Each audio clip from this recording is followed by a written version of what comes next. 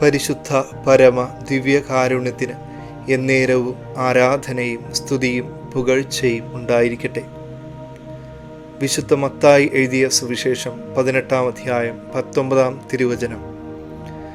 വീണ്ടും ഞാൻ നിങ്ങളോട് പറയുന്നു, ഭൂമിയിൽ നിങ്ങളിൽ 2 പേർ യോജിച്ച് ചോദിക്കുന്ന ഏത് കാര്യവും എൻ്റെ സ്വർഗസ്ഥനായ പിതാവ് നിറവേറ്റിത്തരും.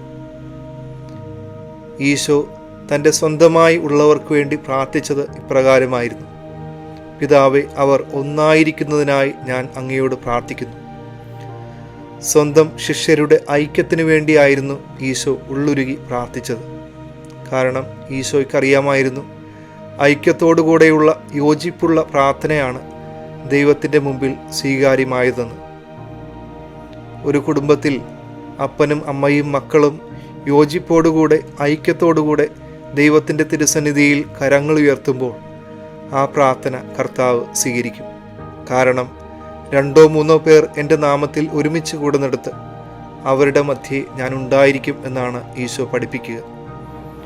ഒരുമിച്ചുള്ള കുടുംബ പ്രാർത്ഥനകൾ നിലച്ച അവസ്ഥയിലാണ് നമ്മുടെ കുടുംബാന്തരീക്ഷങ്ങളെങ്കിൽ ഈശോ ഒരിക്കൽ കൂടി നമ്മളെ ഓർമ്മിപ്പിക്കുന്നു.